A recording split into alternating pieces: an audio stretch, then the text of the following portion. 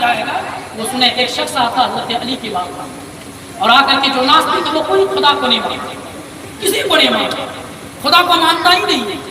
اس نے حضرت علی سے آ کر کے کہا کہ حضور آپ بتائیں کہ آپ اس بات پر یقین رکھتے ہیں، کیا آپ کا ایمان اس بات پر ہے کہ مرنے کے بعد قبر میں سوال و جواب ہوگا؟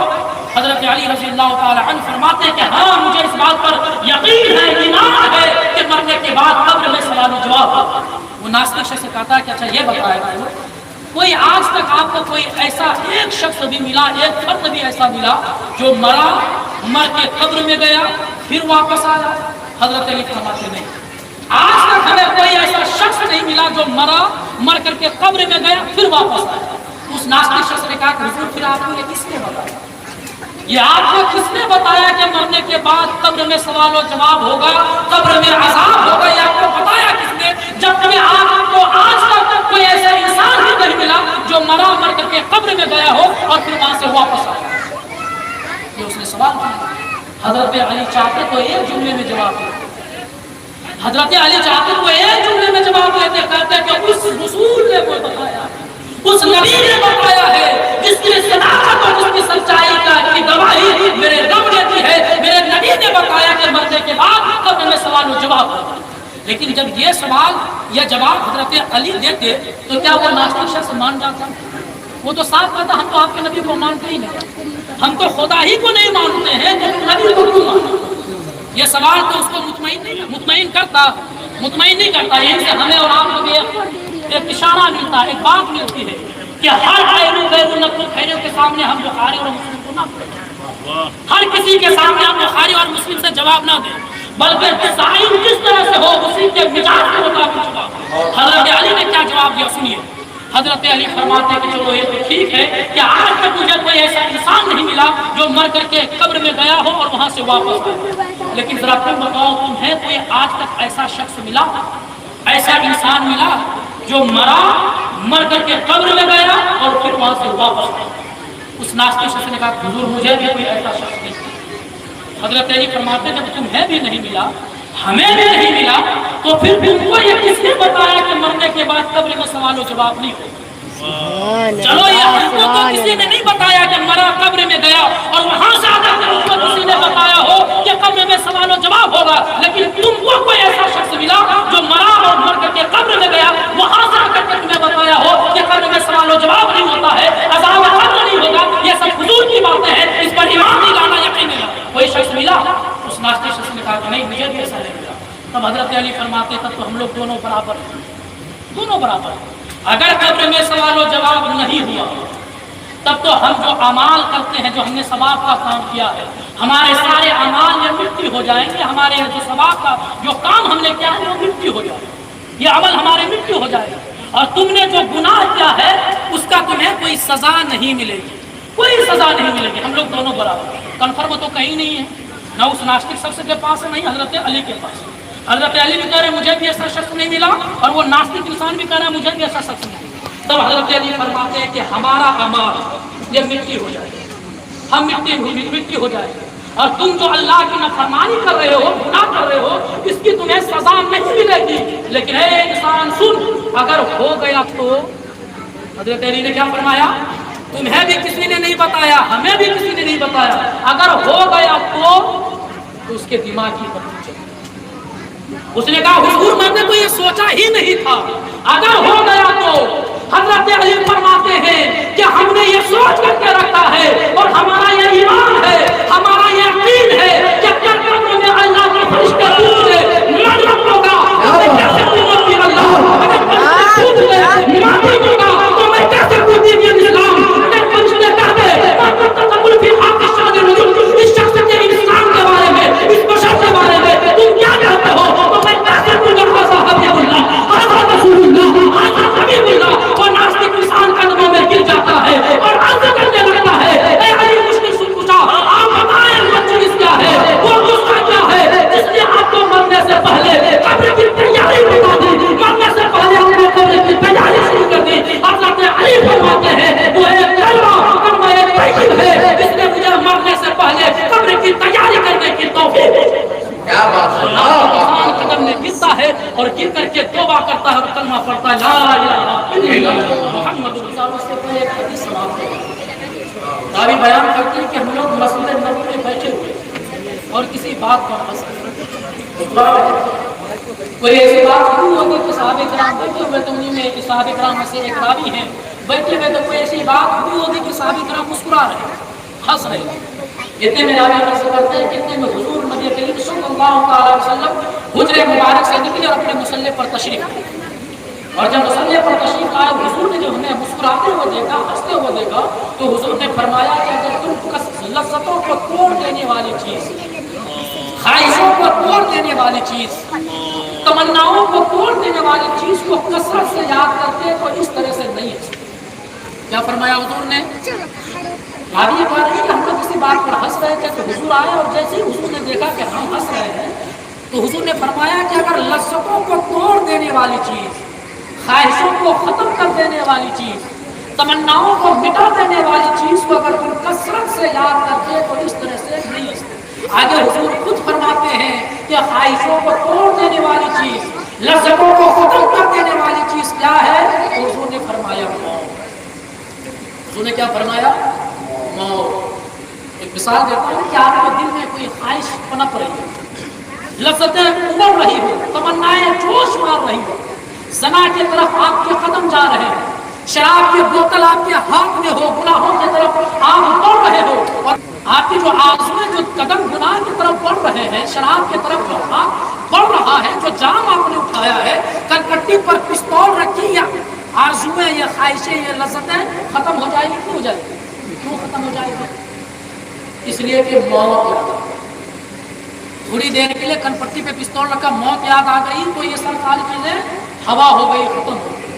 تو یہ چیز اور یہ نسخہ صرف اس وقت نہ ہو کہ سر پر کنپٹی پر پستول رکھے اسی وقت بلکہ یہ یاد ہمیشہ ہو یہ دل میں اس کی یاد ہما وقت ہو کہ جیسے ہی ہمارے پیر کسی خواہش کی طرف بڑھ رہے ہو ہمارے ہاتھ کسی گناہ کی طرف بڑھ رہے ہو کسی کی طرف بڑھ رہے ہو کسی شراب کی طرف زنا کی طرف بڑھ رہے ہو فوراً اپنے نفس کو جھنجھوڑ کر کے کہیں کہ خدا کی بغاوت نہ کر گناہ نہ کر کیونکہ یہ کثرت موت کو یاد کر کیونکہ کثرت سے موت کو یاد کرنا یہ خواہشوں کو توڑ دیتی ہے لذتوں کو ختم کر دیتی ہے.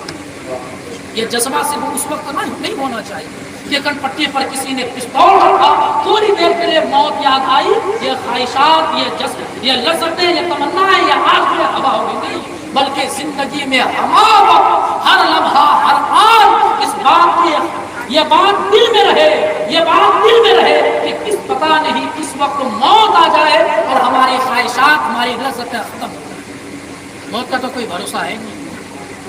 موت کو کسی کو بتا کر کے آنی نہیں ہے کہ فلاں وقت میں اگر بھی گناہ کرو پھر توبہ کرے گا پھر موت آ جائے گی. بغیر بتائے موت آتی کس وقت موت آ جائے کسی کو پتا ہے.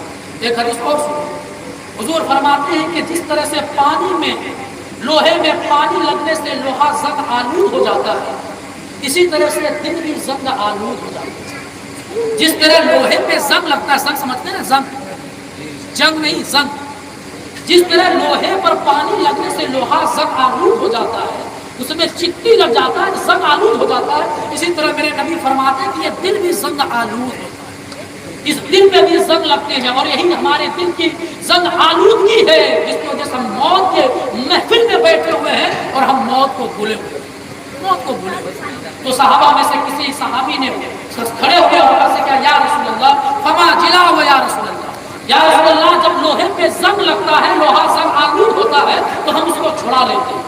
کئی طریقے ہیں لوہا زنگ آلود ہوتا ہے چھڑانے کے. مٹی کے تیل سے چھڑا لیا جاتا ہے آگ کی شعاؤں سے لوہے کے زنگ چھڑا لیے جاتے ہیں. ایک مخصوص پیپر آتا ہے لوہے کے زنگ کو چھڑانے کے لیے جسے اردو میں سیکل کرنا بولتے ہیں. لوہے کے زنگ کو کئی طریقے سے چھڑایا جاتا ہے. صحابی رسول اٹھے اور عرض کرنے لگے یا رسول اللہ جب لوہے پہ زنگ لگتا ہے لوہا زنگ آلود ہوتا ہے تو ہم اس کو چھڑا لیتے ہیں. یا رسول اللہ آپ بتائیں کہ جب دل زنگ آلود ہو تو ہم اس کو کیسے چھوڑیں جب دل زنگ آلود ہو تو ہم اس کو کیسے چھوڑائیں کیسے ختم کریں. میرے نبی فرماتے ہیں کہ کثرت ذکر الموت و تلاوت القرآن. دو چیزیں میرے نبی نے فرمائی. کتنے؟ دو. کثرت سے موت کو یاد کرو اور قرآن کی تلاوت کرو.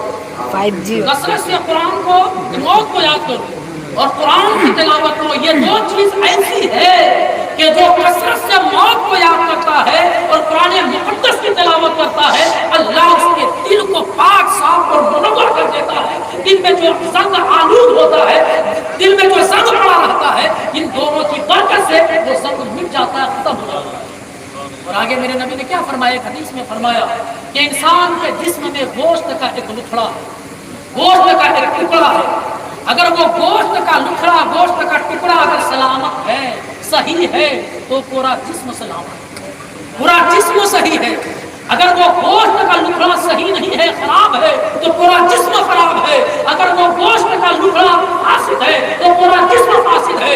آگے حضور خود فرماتے ہیں کہ انسان کے جسم میں وہ گوشت کا لکھڑا کیا ہے؟ جو صحیح ہو تو پورا جسم صحیح، جو خراب ہو تو پورا جسم خراب۔ میرے نبی فرماتے ہیں وہ دل کیا ہے؟ وہ دل ہے، دل۔ اگر دل صحیح ہے تو پورا جسم صحیح ہے، اگر دل فاسد ہے تو پورا جسم فاسد ہے۔ دل خراب ہے تو پورا دل خراب ہے۔ دل کی خرابی کی وجہ ہے ہمارے دل میں یہ زنگ آلود ہو چکا، ہمارا دل، یہ دل ہمارے دل میں زنگ لگ چکے ہیں، جو ہم بھاری سے بھاری کام کرتے ہیں، صبح اٹھتے ہیں، شام تک نہ جانے کتنے وزنی سامان اٹھا کر کے ایک جگہ سے دوسری جگہ رکھ دیتے ہیں، وہ محنت و مشقت کرتے پیسے کماتے ہیں، لیکن جیسے ہی مسجد سے مؤذن حی علی الصلاۃ کی صدائیں دیتا ہے، حی علی الفلاح کی صدائیں دیتا ہے، تو 4 رکعت یا 2 رکعت نماز پڑھنا ہمارے اوپر کیا گزر جاتا ہے، ایسا محسوس ہوتا ہے کہ سر پر پہاڑ۔ یہ دل کی زنگ آلودگی ہے کہ دنیا کے 100 سارے کام ہم کرتے رہتے ہیں، بہت سارے کام کرتے ہیں، بہت کام کرتے ہیں، بڑے بڑے وزنی سامان ایک جگہ سے دوسری جگہ رکھ دیتے ہیں، لیکن 2 وقت کی نماز، 2 رکعت کی نماز، 4 رکعت کی نماز، 3 رکعت کی نماز، جو مشکل سے 5 یا 10 منٹ لگتے ہوں گے، اس کو ہم ادا نہیں کرتے، اس کو ہم نہیں پڑھ پاتے۔ وجہ کیا ہے؟ کیا وجہ ہے؟ وجہ یہی کہ حضور نے جو فرمایا نا، دل سالم ہو تو جسم سالم ہے، اور جسم فاسد ہو تو جسم فاسد۔ یہ دل جو قلب، اس کا مطلب ہوتا پلٹنا، قلب کا مطلب ہی ہوتا پلٹنا، یہ دل پلٹتے رہتا ہے، یہ دل ہمارا خراب ہے۔ آگے حدیث اور سنیے، میرے نبی فرماتے ہیں کہ جب کوئی شخص، کوئی انسان گناہ کرتا ہے، اس کے دل پر ایک سیاہ نقطہ پڑ جاتا ہے، ایک بلیک ڈاٹ پڑ جاتا ہے، اس کے دل پر ایک سیاہ نقطہ پڑ جاتا ہے۔ اب وہ انسان گناہ کیا، ایک گناہ کیا، اس کے دل پر ایک کالا نقطہ پڑ گیا۔ اگر وہ اللہ کی بارگاہ میں رجوع کر لیتا ہے، توبہ کر لیتا ہے، تو اللہ رب العزت اس توبے کی برکت سے، اپنی رحمت کاملہ سے اس کے دل کو منور کر دیتا ہے، پہلے کی طرح صاف کر دیتا ہے، چمکیلا روشن کر دیتا ہے۔ لیکن وہ جب وہ گناہ کرتا ہے اور گناہ پر گناہ کرتے رہتا، توبہ نہیں کرتا ہے، ایک گناہ کرتا اس کے دل پر ایک بلیک ڈاٹ پڑ جاتا ہے، 2 گناہ کرتا اس کے دل پر دوسرا سیاہ نقطہ پڑ جاتا ہے، تیسرا گناہ کرتا اس کے دل پر تیسرا سیاہ نقطہ پڑ جاتا ہے، یعنی وہ گناہ کرتے جاتا ہے، توبہ نہیں کرتا، اس کا دل سیاہ ہوتا جاتا ہے، کالا ہوتا جاتا ہے۔ نوبت یہاں تک آ جاتی ہے کہ وہ گناہ میں اس قدر ملوث ہو جاتا ہے، اس قدر ڈوب جاتا ہے کہ اس کا پورا دل، پورا قلب سیاہ ہو جاتا ہے، کالا ہو جاتا ہے۔ اور جب دل اس کا سیاہ ہو جاتا ہے، کالا ہو جاتا ہے، تو پھر اس کو احساس نہیں ہوتا کس چیز سے، پھر اس کو گناہ کا احساس نہیں ہوتا، پھر اس کو گناہ پر سے ندامت نہیں ہوتی، شرمندگی نہیں ہوتی ہے، پھر وہ باغی بن جاتا ہے، رب تبارک و تعالیٰ سے بغاوت کرنے لگتا ہے، پھر وہ گناہ سے لے ہو جاتا ہے اور بڑھ چڑھ کے گناہ کرنے لگتا ہے۔ حضور نے کیا فرمایا کہ جس طرح سے لوہے زنگ آلود ہوتے ہیں، اسی طرح سے یہ دل بھی زنگ آلود ہوتا ہے، اور دل کے زنگ کو چھڑانے کا میرے نبی نے جو نسخہ بتایا ہے، وہ کثرت موت، یعنی موت کو کثرت سے یاد کرو اور قرآن کی تلاوت۔ ہم میں سے کتنے لوگ یہاں پر جتنے بیٹھے ہیں، ذرا آپ ایمانداری سے بتائیں کتنے لوگ ایسے ہیں جو کثرت سے اپنی موت کو یاد کرتے ہیں، اور کتنے لوگ یہاں پر بیٹھے ایسے ہیں جو کثرت کے ساتھ قرآن مقدس کی تلاوت کرتے ہیں؟ بتائیے آپ دل پہ ہاتھ رکھ کر کے سوچئے نا، میرے نبی نے جو دل کی پاک اور صاف اور روشن ہونے کے لیے وہ چیز بتائی، آج ہم سب سے زیادہ اسی سے غفلت میں، اسی کو بھولے بیٹھے، اسی کو ٹھکائے ہوئے، نہ ہم اپنی موت کو یاد کر رہے ہیں اور نہ ہی ہم قرآن کی تلاوت کر رہے ہیں۔ اور ہم اور آپ کو چھوڑ دیجیے، ہم میں سے وہ لوگ، وہ آدمی، وہ انسان جن کا ایک قدم قبر میں چلا گیا ہے، جن کی عمر 90-80 پاس ہو گئی ہے، کب موت کا فرشتہ آ جائے کوئی پتہ نہیں. آپ اس کے سامنے جا کر کہیے کہ چچا ایک پیر آپ کا قبر میں چلا گیا, کیا خیال, موت کی کیا تیاری ہے؟ وہ بھڑک جاتے ہیں اور یہ کہتے ہیں کیسا نائب بچہ ہے, میرے مرنے کی دعا کر رہا ہے, کیسا لڑکا ہے میرے مرنے کی دعا کر رہا ہے. یا اشوب باتیں کر رہا ہوں, سمجھاتے بیٹا اشوب نہیں بولتے, شب شب بولو, اچھی بات ہے. یہ موت کی بات نہ کرو, ہونا کیا چاہیے جب مجھے کوئی موت کی یاد دلائے, اگر میرا قدم کسی گناہ کی طرف جا رہا ہو, اگر میرا ہاتھ شراب کے جام کی طرف بڑھ رہا ہو, ہماری زبان سے گالی نکل رہی ہو, ہماری آنکھ فاسقی کو دیکھ رہی ہو, اگر کوئی مجھے یاد دلائے کہ اتنا باقی نہ کرو, اتنا گناہ نہ کرو, قدم کو شراب کے قدم پر نہ لے جاؤ, آنکھوں سے کسی کو تکلیف نہ دو, زبان سے کسی کو گالی نہ دو, آنکھ سے پوری چیزوں کو نہ دو, نہ دیکھو, کہیں ایسا نہ ہو نہ ہوگا مطلع ہو اور اللہ کا قرآن آ جائے, اللہ کا فرشتہ آ جائے اور تمہاری روح کو قبض کر لے. ہمیں سوائے بھڑکنے کے اس کا شکر ادا کرنا چاہیے کہ بھائی تمہارا شکر ہے کہ جس موت کو ہم بھولے ہوئے تھے اس موت کو تم نے ہمیں یاد دیا.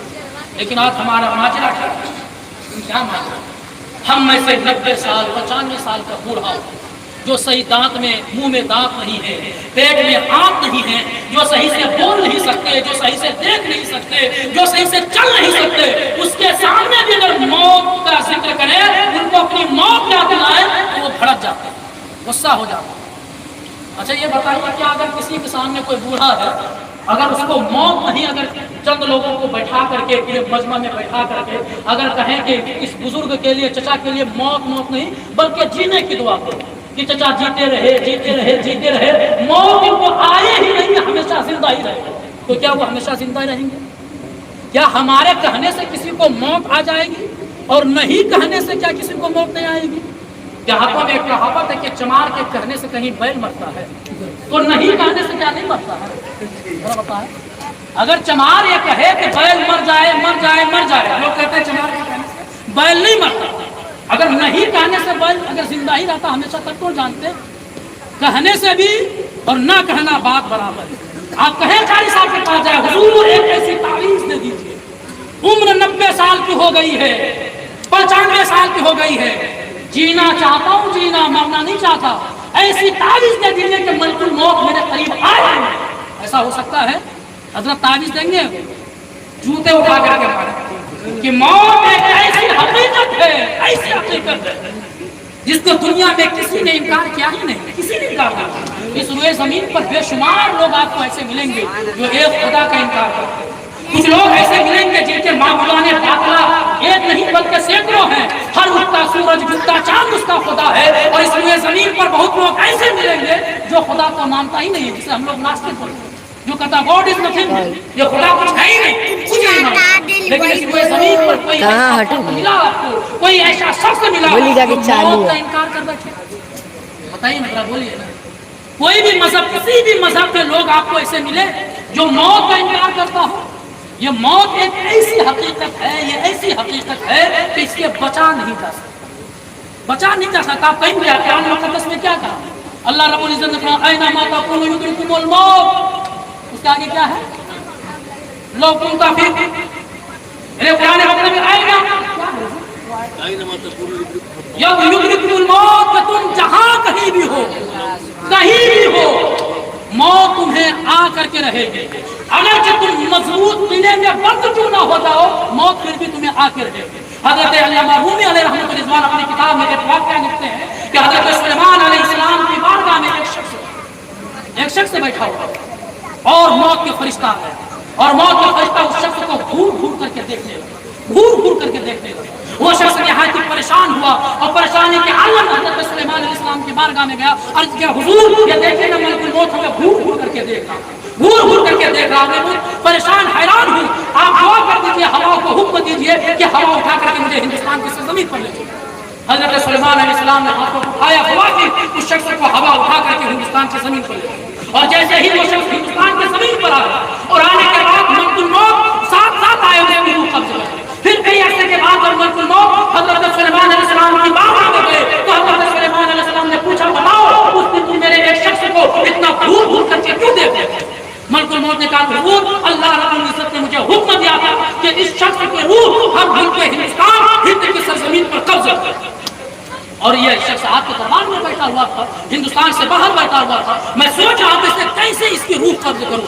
موت نے اسے خود اس نے تمنا ظاہر کی کہ حضور ہوا کا حکم دے کہ مجھے ہندوستان کی سرزمین پر لے چلے. اور جیسے ہی وہ شخص ہندوستان کی سرزمین پر گیا میں نے اس کی روح کو قبض کر. اس موت ایک ایسی حقیقت ہے جس سے کوئی انکار نہیں اور نہ ہی اس سے بچا جا سکتا. حضور حدیث حضور فرماتے ہیں کہ بوڑھوں کو بھی دو چیزیں جوان رکھتی ہے, بوڑھے لوگوں کو بھی دو چیزیں جوان رکھتی ہے, ایک لمبی زندگی, دو چیزیں بوڑھوں کو بھی جوان رکھتی ہے, ایک آرزو جینے کی آرزو اور ایک لمبی زندگی. ایک آرزو اور ایک لمبی زندگی, دنیا کی محبت اور لمبی زندگی بوڑھوں کو بھی جوان رکھتی ہے. یہ بوڑھے بھی مرنے نہیں چاہتے, کیوں؟ لمبی زندگی کی آس, آرزو و تمناؤں کی آس میں. لیکن کیا بتائے کہ آج تک کوئی بوڑھا اس زمین پر بس سکا ہے؟ دیکھیں شیطان نے ہم پر کس طرح پھندا ڈالا, کس طرح ہمارے دل پر قبضہ کیا کہ جس چیز کو اللہ کے رسول صلی اللہ تعالیٰ علیہ وسلم نے یاد کرنے کو, زیادہ یاد کرنے کا حکم دیا کہ موت کو کثرت سے یاد کرو, قرآن کی تلاوت زیادہ سے زیادہ کرو, اسی چیز سے ہم بھولے پڑے.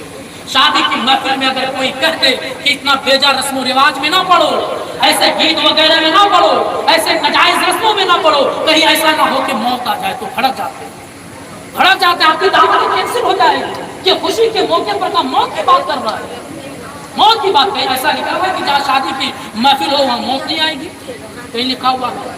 ہم نے بسا اخباروں میں, ٹی وی نیوزوں میں, سوشل میڈیا پر پڑھا کہ بارات جا رہی تھی, ڈرائیور نشے کی حالت میں تھا, پوری گاڑی ایکسیڈنٹ, برابر ہم لوگ کرتے رہتے ہیں.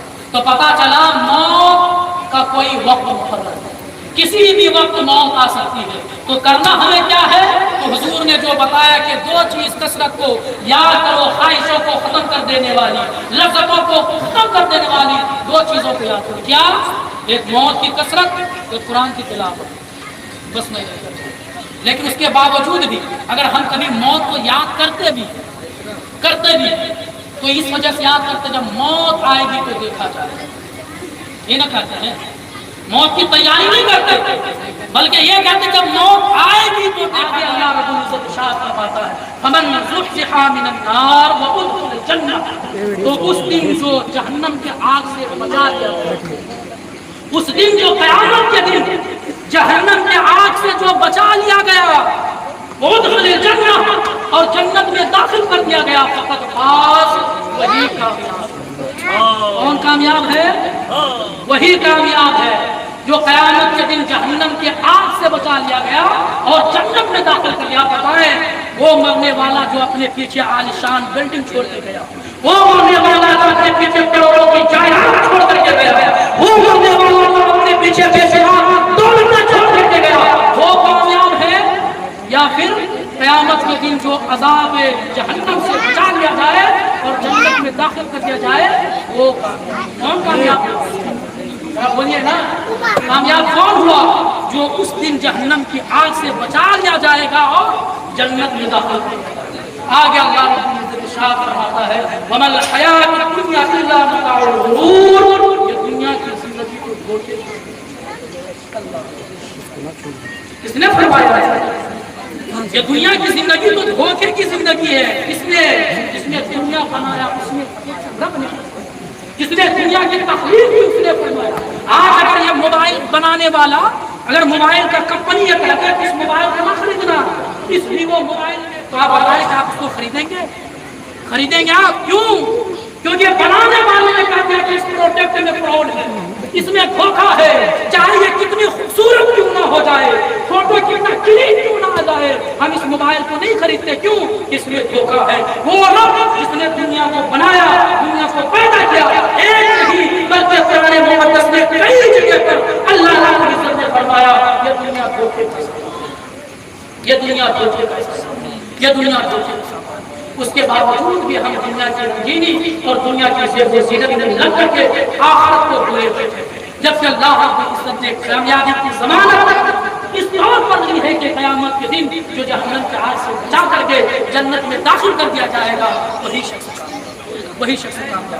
اللہ رب العزت کے بارے میں دعا ہے کہ مولا کریم ہم اپنے مبارک جس مرحومہ کے اصالہ ثواب کے لیے سجائی گئی ہے، اللہ